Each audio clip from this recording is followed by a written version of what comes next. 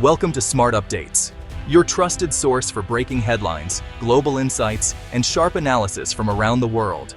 If you're new here, don't forget to hit that subscribe button so you never miss an update.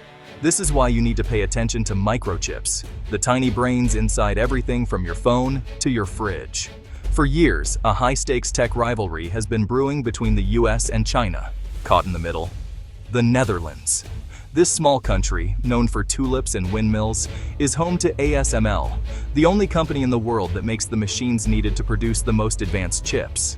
The US, worried about China's rapid tech rise, identified ASML as a critical choke point in the global supply chain. In late 2024, the US pressured the Dutch government, "Don't sell your best chip-making machines to China." The Dutch found themselves in a bind, torn between their powerful American ally and their massive Chinese trading partner. This isn't just about gadgets, it's about who controls the future of technology and global power. A decision in The Hague could send shockwaves from Washington to Beijing and right into your living room. The Netherlands suddenly held the keys to the world's digital future. The stakes: the fragmentation of the global economy, and the price and availability of the electronics you use every day. It's a story of pressure, retaliation, and a small country with a very big, very important piece of machinery. So, buckle up, because this microchip drama is about to get messy. The world is watching, and the consequences are anything but small. Let's dive in.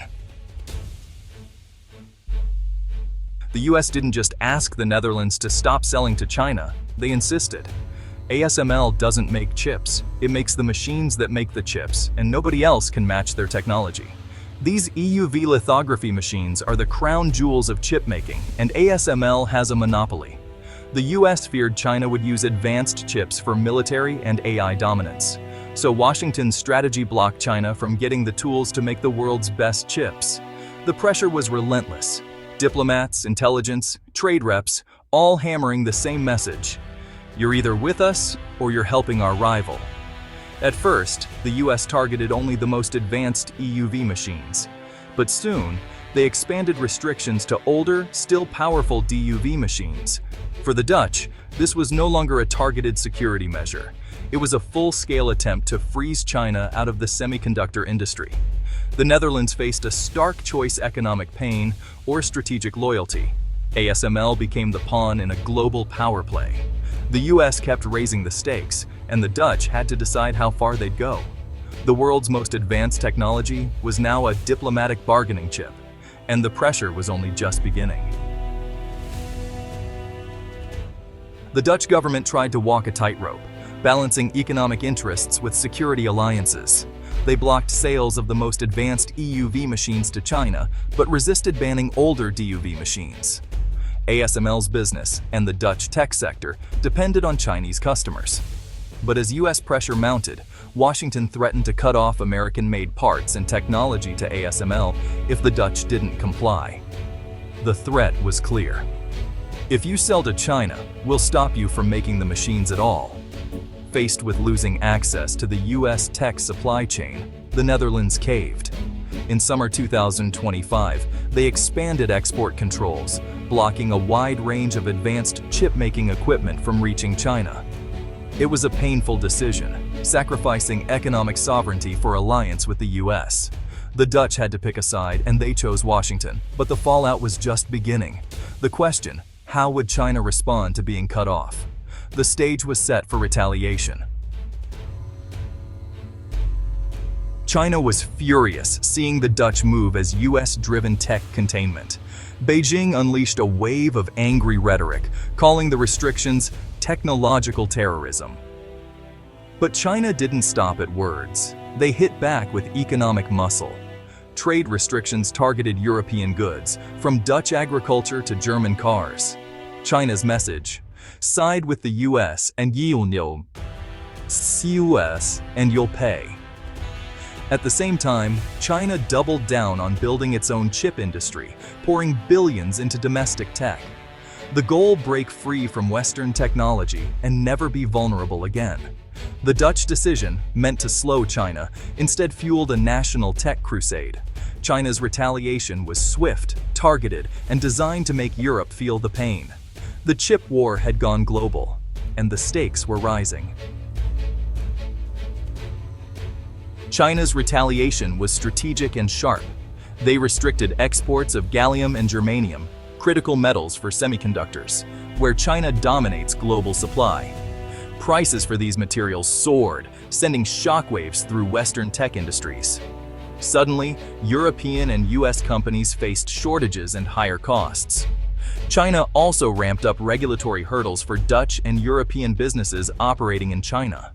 Dutch cheese, pork, and even medical equipment faced mysterious delays in inspections. The message to Europe: follow Washington and your economy suffers. China's moves sowed division within the EU. Some wanted to appease Beijing. Others stood with the Netherlands. The retaliation wasn't just economic, it was political, driving a wedge between America's allies. The global supply chain was now a battlefield. Europe was feeling the squeeze, and the world was watching. ASML, the Dutch tech giant, was hit hard. China had been its biggest growth market. Now, that revenue vanished overnight. Investors panicked, and ASML's stock tumbled. The company warned, broad restrictions hurt everyone, not just China.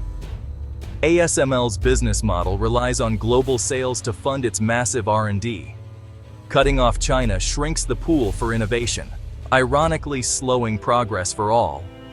Meanwhile, China poured resources into building a homegrown rival. ASML's monopoly suddenly had an expiration date. Forced to pivot, ASML focused on other markets and lobbied for smarter export controls. The company was thrust onto the world stage, caught in a conflict it never wanted. The future of chipmaking was now a geopolitical chess match. Why should you care? Because this chip war hits your wallet. Supply chain chaos means shortages and higher prices for everything from phones to cars. The era of cheap, powerful electronics is under threat. Innovation slows as companies scramble to adapt. Scientific research and new tech, from AI to medical devices, face delays and higher costs. The world is splitting into two tech camps, US-led and China-led. Countries everywhere are forced to pick sides, creating new global tensions. International trade and investment are chilled by uncertainty. The fight over microchips is redrawing the economic map, and the fallout lands right in your hands. By late 2025, a new tech iron curtain was falling. Instead of concrete, it's made of silicon and code, dividing the world into two incompatible tech spheres. The US and allies have ASML's machines and American software. China is racing to build its own ecosystem. Unlike the Cold War, today's economies are deeply intertwined. Untangling them is messy and costly. Companies must now build separate supply chains for China and the West. This decoupling acts as a tax on the global economy. Global tech standards are breaking down. Soon, your phone or car might not work everywhere. Fragmentation means a less connected, more frustrating world. The biggest danger? Eroding trust. Each side fears sabotage or spying from the other. Defensive measures look like threats, fueling paranoia and risk of conflict. The chip war is no longer just about economics, it's a central front in a new global rivalry. The world is splitting, and the consequences are profound. The future of technology and peace hangs in the balance. As 2025 ends, the world is more divided than ever. The US, Netherlands, and China have set off a chain reaction that can't be easily reversed. Open global trade has given way to closed-off tech blocks. The US may have slowed China, but at the cost of strained alliances and a more determined rival. Smaller countries like the Netherlands are forced to choose between prosperity and security. The rules-based order is eroding, replaced by power politics. Technology is now at the heart of geopolitics and economic power. The choices we make about microchips will shape the 21st century. The challenge: manage this rivalry without letting it spiral into conflict. Because if we fail, everyone pays the price.